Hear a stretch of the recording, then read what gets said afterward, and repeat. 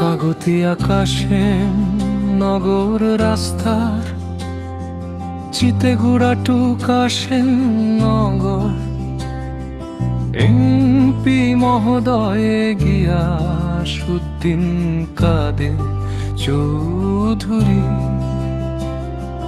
নির্দেশনায় শহীদ ভাইয়ের উদ্যোগে